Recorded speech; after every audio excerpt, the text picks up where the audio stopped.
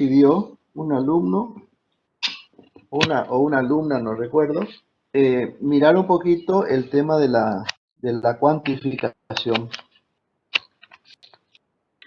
La cuantificación vamos a ocupar durante todo el cuatrimestre, digamos, mientras dure la materia.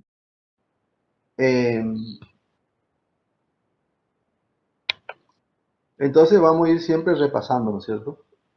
No tienen que, no es un tema que se termina acá y no lo vamos a tocar nunca más, porque además es un tema sumamente importante, ¿no es cierto? El tema de la cuantificación es para, bueno, ahora que siguen entrando, vuelvo a repetir el tema de la puntualidad en las clases, ¿sí? Por favor, traten de hacer lo imposible para estar temprano, o sea, cuando empiezan las clases, que a las 10 de la mañana.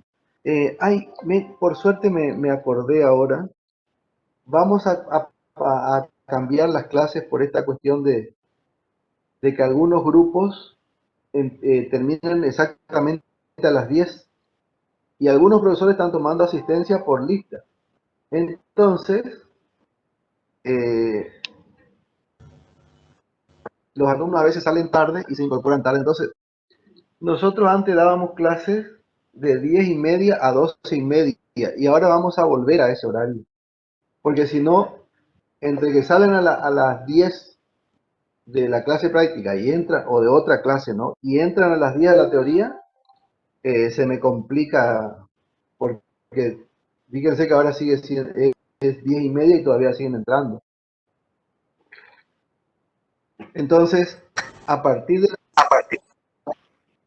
del martes que viene, vamos a dar clases de 10:30 a 12:30. En realidad no creo que nunca lleguemos a las 12:30. Vamos a terminar antes, seguramente. Con 1 hora y media de clases es suficiente. Pero entonces, recuerden, ¿sí?, que a partir de la próxima clase no empezamos a las 10, sino a las 10:30. Les reitero eso porque si no,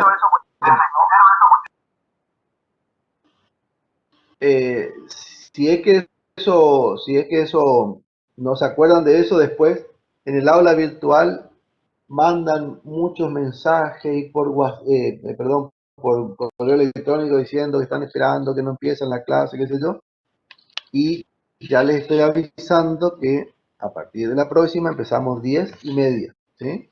Todas las clases de este grupo de teoría ahora cambia de 10:30 a 12:30. Le estaba por decir al principio y ahí se me pasó. Menos mal que me hicieron acordar.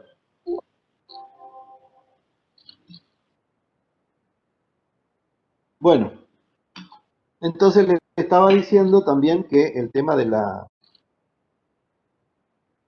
cuantificación es algo que vamos a estudiar siempre. Pero a propósito que el alumno me pregunta, voy a empezar a mencionar eso de la cuantificación ahora, ¿no es cierto? La clase pasada vimos las propiedades de la inclusión, pero no habíamos hecho la demostración, que es la que vamos a hacer ahora.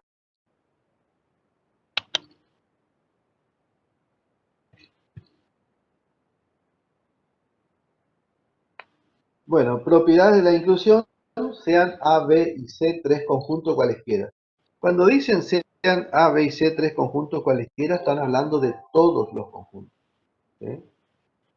Es decir, ahí, a propósito de esto que preguntaban de la cuantificación, también se puede escribir para todo A, para todo B, para todo C, que sean conjuntos, se cumplen que en el punto 1, por ejemplo, A siempre está incluido en A. También se puede escribir para todo A, se verifica que A está incluido en A, ¿sí? En el 3, por ejemplo, cuando dice si A está incluido en B y B está incluido en C, entonces A está incluido en C, está hablando de para todo A, ¿sí? Para todo A, para todo B, para todo C.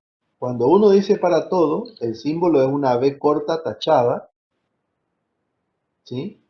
Y se está refiriendo a todos los elementos de un dominio de validez, ¿sí?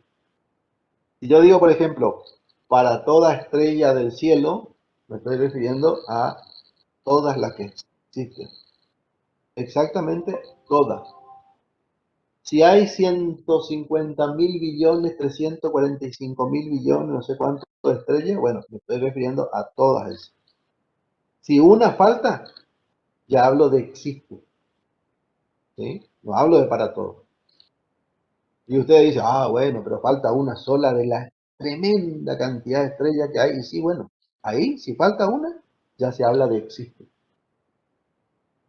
¿Sí? Entonces, cuando uno dice existe X que verifica tal cosa, se está refiriendo a una sola, a un solo elemento del conjunto, a varios elementos del conjunto, a muchos elementos del conjunto, a un montón de elementos del conjunto, pero no a todos. ¿Sí? Bueno, entonces ahora vamos a demostrar las propiedades de la inclusión.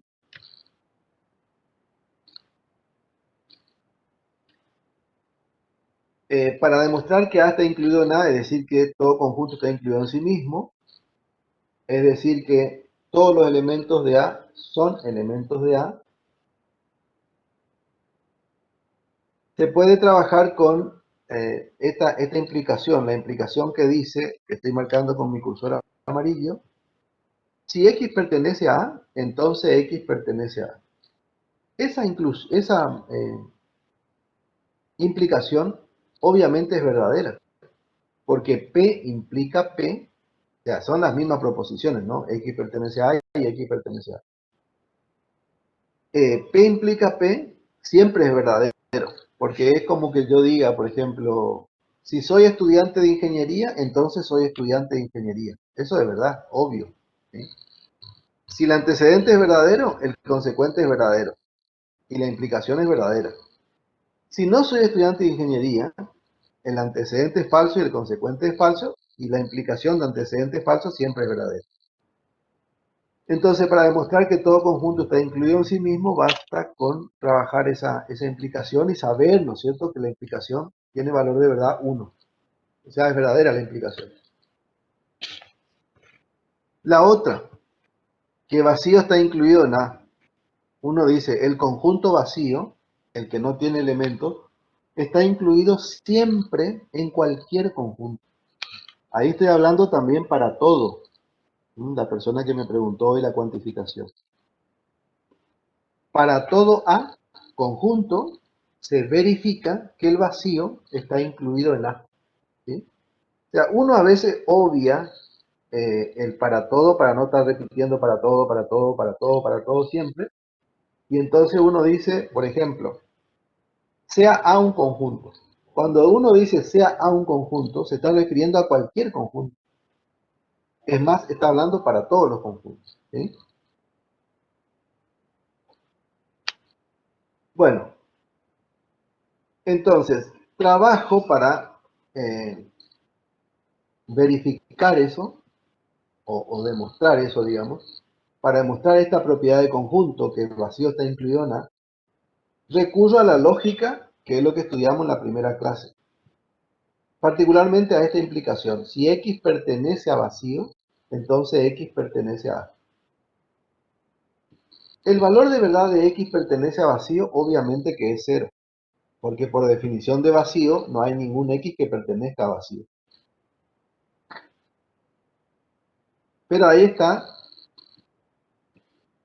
la viveza criolla de esto, digamos. O sea, si yo defino una implicación de antecedente falso, la implicación, lógicamente hablando, es verdadera. Por ejemplo, y ahí está el problema, bueno, no sé si problema, pero por ahí la falta de relación entre la lógica formal y el lenguaje que nosotros usamos todos los días. Por ejemplo, yo puedo decir, yo soy extraterrestre, entonces mañana,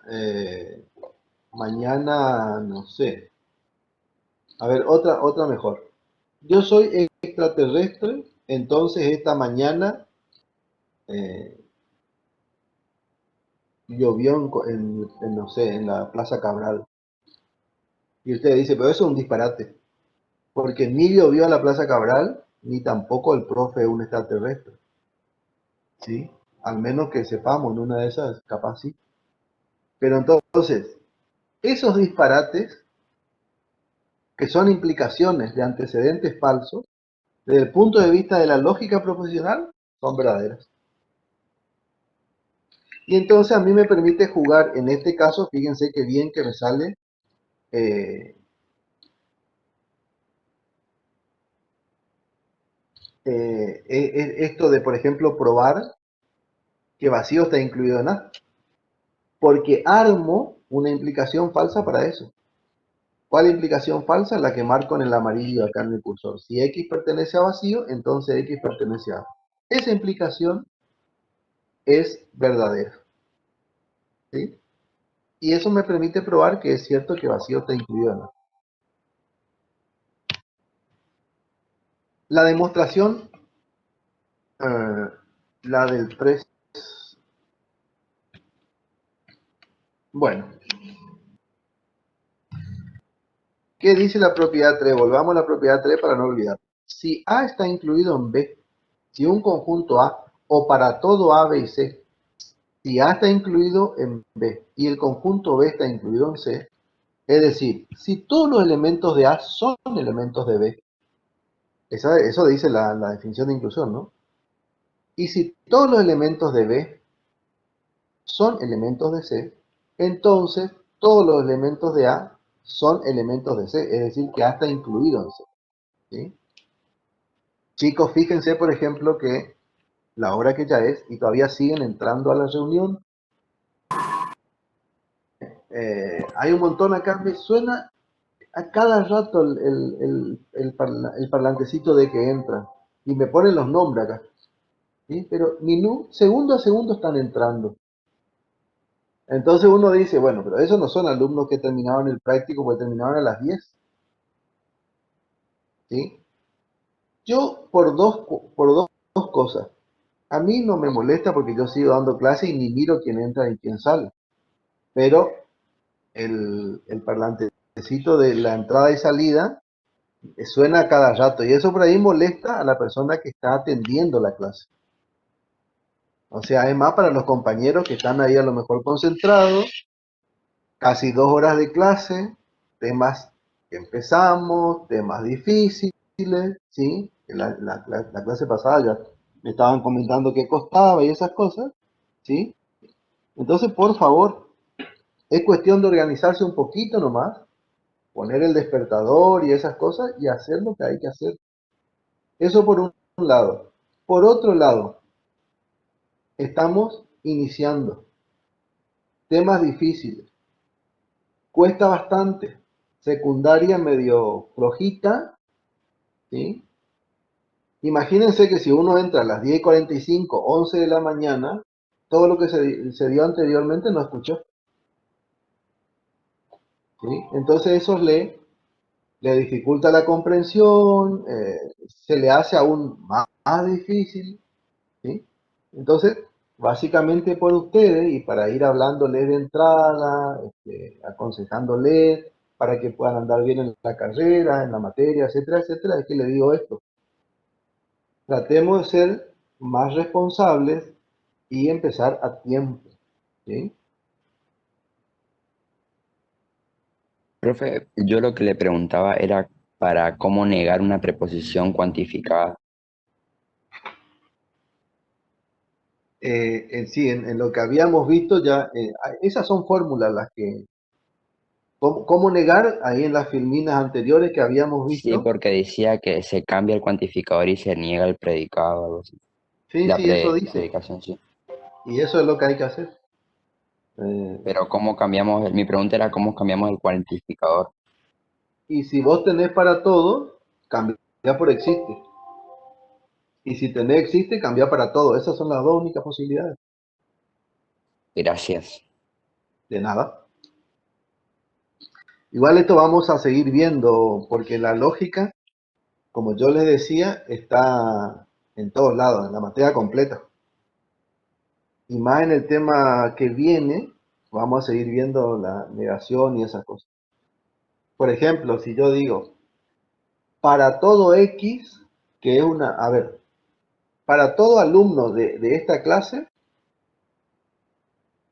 se verifica que el alumno es chaqueño, ¿sí?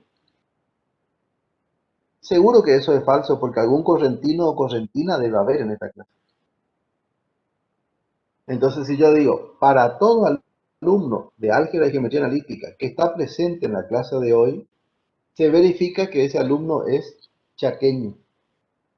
Proposición falsa. Fíjense cómo el predicado, alumno X es alumno chaqueño, se convierte en una proposición falsa cuando yo digo, le asigno un valor a la variable, digamos, o cuantifico. En este caso estoy cuantificando. Para todos los alumnos de esta clase se verifica que es chaqueño. O para no hablar tan matemáticamente hablando, digamos, uno puede decir, todos los alumnos de esta clase son chaqueños. Ahí estoy cuantificando, porque digo todos. Para todo X se verifica que es chaqueño. Y ustedes me dicen, no, yo soy correntino o yo soy correntina. Perfecto, entonces la proposición es falsa. La negación obviamente es verdadera, porque si yo digo, existe, ¿cómo cambio el para todo es chaqueño? Existe uno que no es chaqueño. Entonces, para negar, cambio el cuantificador, para todo lo cambio, existe. Y en lugar de chaqueño, digo, no es chaqueño. O sea, niego el predicado también. La negación de esa proposición es, existe un alumno en esta clase que no es chaqueño, que es formoseño, entrerriano, correntino. ¿Sí? Entonces cambio el para todo, del lugar de para todo pongo existe, y en lugar de decir que es chaqueño, digo no es chaqueño. Y eso es verdadero porque seguro un correntino hay acá, ¿no? Bueno, entonces tenemos que demostrar la proposición C. Bueno, supongamos que A está incluido en B y B está incluido en C. Eso podemos suponer porque eso es parte de la hipótesis, y la hipótesis es siempre verdadera, ¿no? Entonces, si X pertenece a A, es verdadero. Es decir, el valor de verdad de X pertenece a A es 1. ¿Por qué? Porque A está incluido en B. La implicación de X pertenece a A, entonces X pertenece a B es verdadera. Por hipótesis, porque A está incluido en B por hipótesis. Como el antecedente es verdadero y la implicación también es verdadera, debe ser verdadero el consecuente. A ver, voy a retroceder un poquito.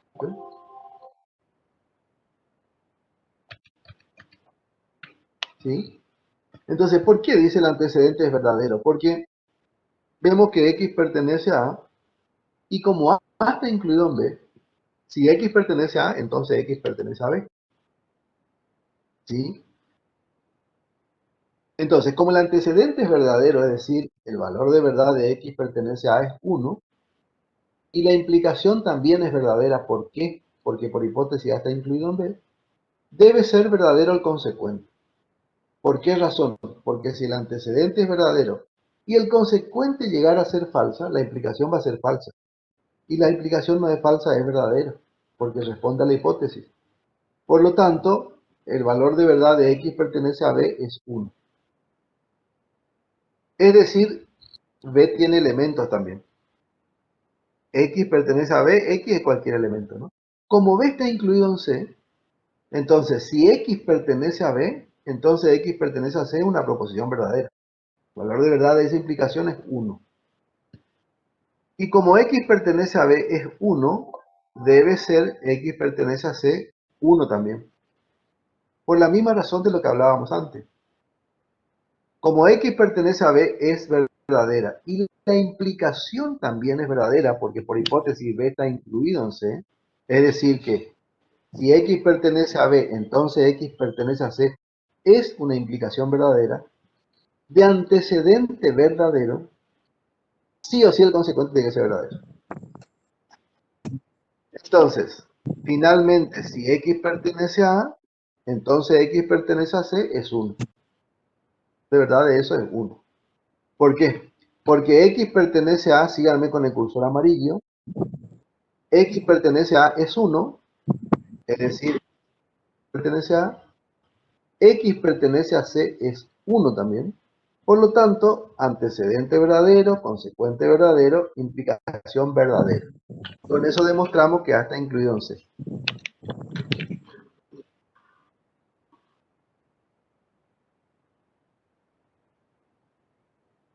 En la propiedad 4, esa propiedad no hace falta demostrar porque eso es lo que dice la definición de igualdad. Y las definiciones no se demuestran. Si hay un conjunto A que está incluido en un conjunto B y a su vez ese segundo conjunto B está incluido en el primero que es A, entonces significa que son iguales. Ahora, si un conjunto A está incluido en B, eso no garantiza bajo ningún punto de vista la igualdad, ¿eh? Pero si un conjunto A está incluido en B y también ese B está incluido en A, entonces son iguales.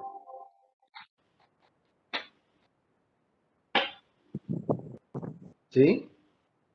Hay una persona que tiene abierto el micrófono.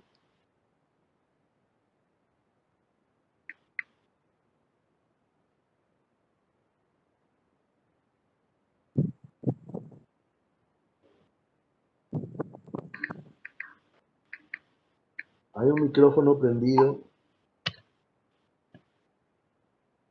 Bueno, vamos a ver ahora operaciones con conjuntos.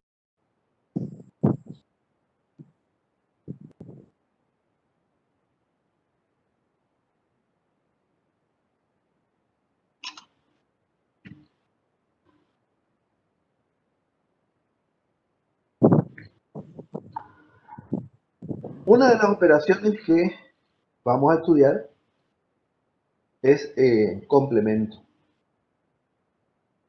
Fíjense el grafiquito, ahí tenemos dos conjuntos escritos mediante diagramas de Venn. El conjunto A, que tiene elementos 1 y 3. Y ese conjunto está incluido en el conjunto E, que tiene elementos. A ver quién me dice cuáles son, mirando el gráfico, cuáles son los elementos del conjunto E. 2, 5, 4, 1 y 3. 2, 4, 1, 3 y 5.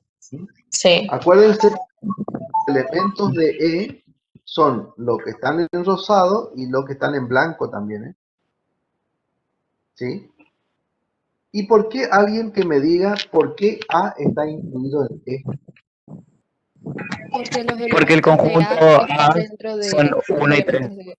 Porque el conjunto No, A a ver quién pertenece a habla, ninguno de los uno solo que hable y que hable bien. Que diga bien, a ver. Porque el conjunto A está dentro del conjunto E. No. La Porque definición todos de inclusión no dice que... Porque todos los elementos del Porque conjunto el conjunto pertenecen al conjunto E. Eso es lo que hay que decir. Para todos los elementos del conjunto A pertenecen al conjunto E. ¿Sí? Gráficamente uno ve, sí, el A está adentro, pero ojo con eso de adentro, porque la definición de inclusión no habla de adentro. ¿Está? Obviamente la idea de estar adentro es muy importante, porque a uno le sugiere gráficamente eso. Pero por eso justamente le pregunté, porque después en el examen van y dicen, es porque está adentro y desaprueban. ¿Mm? ¿Por qué razón? Porque nosotros queremos que hablen correctamente según el lenguaje apropiado de la matemática, ¿cierto? Y eso significa respetar la definición. Entonces, al complemento de A, que es lo que está afuera de A, pero dentro de E, ¿sí? ¿A qué llamamos complemento de A? A todos los elementos de E que no son de A.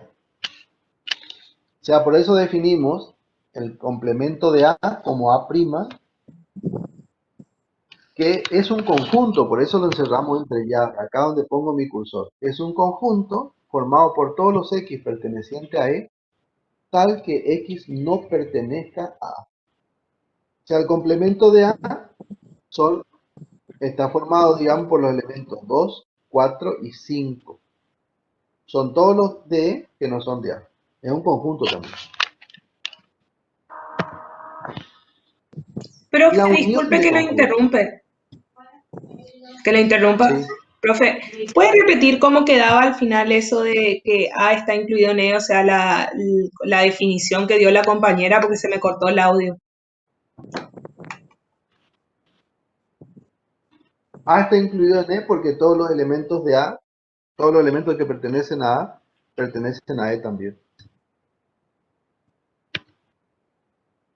Bueno, otra Gracias, operación profe. de conjunto, de nada, niño.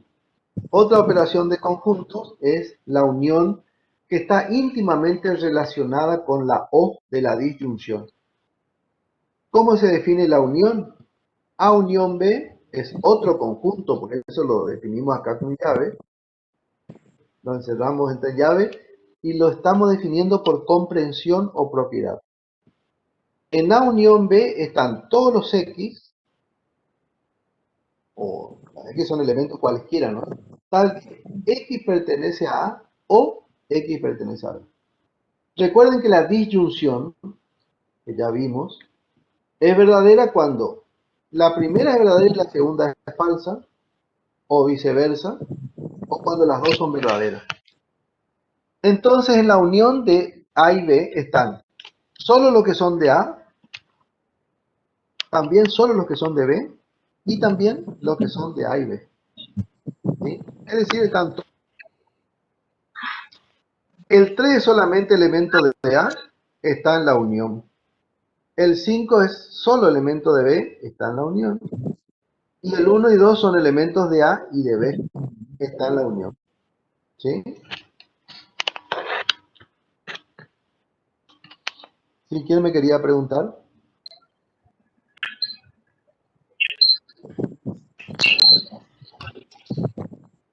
Profe, ¿puede leer el enunciado del conjunto una vez más? El de la unión. A unión B igual a. A unión B es el conjunto formado por todos los X, tales que esas X pertenecen a A o esas X pertenecen a B. Gracias, profe. Al niño.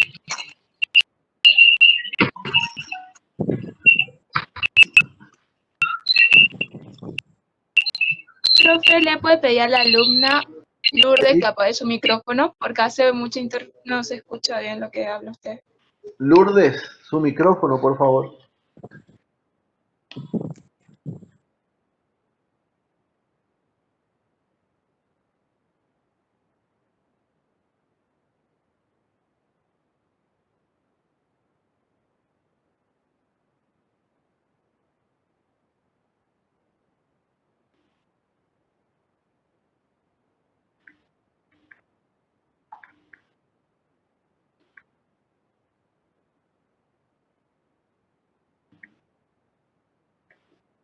Una cosa que por ahí nos puede ayudar a, a organizarnos un poquito mejor es que ustedes cuando vean que una persona está con el micrófono encendido, automáticamente le digan fulano de tal, por favor apaga tu micrófono. Esto nos va a ayudar al principio porque a todos nos pasa que a veces nos olvidamos o, por ejemplo, si queremos hacer una pregunta, entramos a hacer la pregunta y después nos olvidamos del micrófono encendido. Eso pasa, pero tratemos de que no pase, ¿sí? Para organizarnos mejor nomás. Imagínense ustedes que estamos 301 personas hablando ahora, conectados acá, digamos. Y vieron que estamos todos callados y nos estamos entendiendo bien. Yo les estoy explicando, ustedes me hacen preguntas. Muy bien nos estamos organizando realmente, porque para estar 300 personas comunicados, la verdad que es una organización buenísima. Pero tratemos de que la organización sea perfecta, ¿sí? Si nadie se olvida eh, del micrófono encendido, entonces todo el mundo andamos bien y no los compañeros no tienen Profe, la barra entre X y X, ¿qué significa, X tal que X. A unión B es el conjunto formado por todos los X, tales que X pertenezcan a A o X pertenezcan a B. Bueno, otra operación es la intersección de conjuntos que está íntimamente relacionada con la conjunción. ¿Vieron cómo se relacionan la teoría de conjuntos con la lógica proposicional? Sean A y B conjuntos, la intersección de los conjuntos A y B es el conjunto siguiente. Eso es por definición, ¿verdad? A intersección B es el conjunto formado por todos los X, tales que esa X pertenecen a A y al mismo tiempo pertenecen a B. Acuérdense que la conjunción es verdadera cuando las dos proposiciones son verdaderas. Es el único caso de que la conjunción sea verdadera. ¿Y qué tiene que ver eso con esto? Que en la intersección están solamente los elementos que pertenecen a A y también pertenecen a B. ¿Sí? Es decir, si X pertenece a A verdadera, X pertenece a A verdadera, las dos verdaderas, conjunción verdadera. Por lo tanto, en la intersección entre A y B, acá el gráfico les muestra, la intersección está formada por el conjunto celestito, que tiene elementos 1 y 2. No es como la unión que están solo los de A, también están solo los de B y los de los dos también. En este caso, los que son solo de A no están. Los que son solo de B no están. Están los que son de ambos. Justamente por la razón de que la conjunción es verdadera cuando las dos proposiciones que la forman son verdaderas. O sea, para definir las operaciones con conjuntos, hay que tener en cuenta disyunción, conjunción, implicación, ¿sí? Y por supuesto conocer cuándo la conjunción es verdadera, cuándo la disyunción es verdadera, cuándo la implicación es verdadera. O sea, estos temas están sumamente relacionados, ¿no? Profe, entonces, unión de conjuntos se relaciona con disyunción y intersección, perdón, se relaciona con conjunción. Así es. Gracias. De nada. Otra operación, diferencia de conjuntos, sean A y B conjuntos, la diferencia de conjuntos, A y B en ese orden. ¿Por qué digo en ese orden? Porque no es lo mismo A menos B que B menos A, ¿eh? ¿Sí? A menos B es el conjunto formado por todos los X pertenecientes a A que no pertenezcan a B. Es decir, ¿cómo se lee esto? A menos B es el conjunto formado por todos los X pertenecientes a A, tal que X no pertenezca a B. En A menos B está solamente, es el conjunto unitario que tiene elemento 3. Porque es el único elemento que es solamente de A y no es de B, ¿no es cierto? No puede estar el 1 porque el 1 es de B, el 2 no puede estar porque también es de B, al igual que el 5. Entonces son todos los elementos de A que no sean de B. El 1 es un elemento de A. Eso que preguntó la señorita de lo que dijo la compañera está escrito en la filmina, se puede ver, ¿no? El 1, por ejemplo, es un elemento de A, porque pertenece a A. Pero como también es de B, no está en A menos B, al igual que el 2.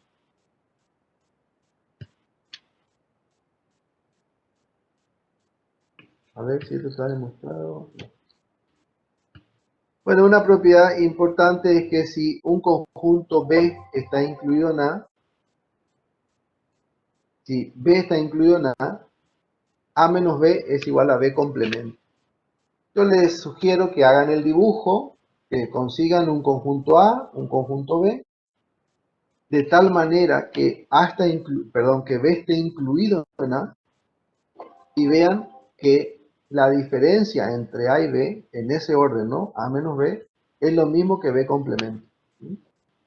Esa es, acuérdense que la clase pasada les dejé la tarea de justificación, de entender la justificación de la doble implicación. Y ahora les dejo esta tarea, que hacer un Profesor, gráfico en minutos, ¿sí? Hacer una, o menos también, una tarea, elegir dos conjuntos B y A, que B esté incluido en A, y ahí mirar que A menos B es exactamente el conjunto B complemento. Sí, En ese caso, el resultado va a ser todo lo que está en A menos en B. sí, como dice la definición, sí. Y eso tiene que coincidir con el complemento de B. O sea, tienen que repasar la definición de complemento y repasar la definición de diferencia de conjunto. Y hacer el gráfico en función de esas dos cosas, ¿no?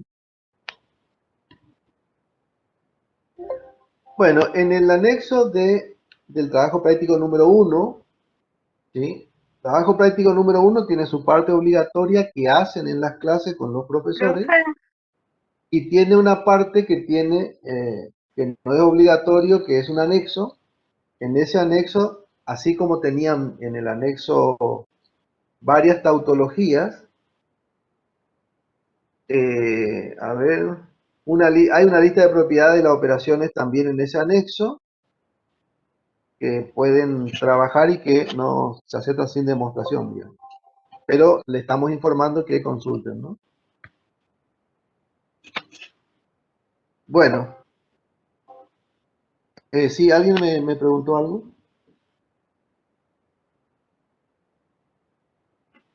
Yo, profe, Sí, la escucho. sobre el conjunto ese de A y B, creo que estaba mal uno porque el conjunto A y el conjunto B también tenían 5. A ver, acá decís vos, Sí, ¿y qué es lo que no, está el mal? anterior, donde mostraba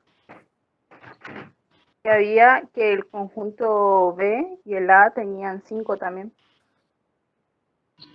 Yo A creo ver, que lo vamos. único que comparten A y B es el 1 y Ahí el 2. ese comparten. Eh, Ah, a no, ver cómo están definidos los que yo creo que vi mal. tiene 3, 1, 2, 5, está bien. 3, 1, 2, 5. Sí, no, está todo bien. Sí, yo me confundí, es que vi el de abajo y pensé que era el B y al Bueno, lado que estaba la. bueno. Ahora vamos a empezar con un nuevo tema dentro de la última parte ya de este tema 1, con conjuntos cuyos elementos son conjuntos. Vamos a hacer un recreito de 3 minutos para que, si quieren ir al baño, a renovar mate, a estirar los brazos, etc. Y en 3 minutos seguimos.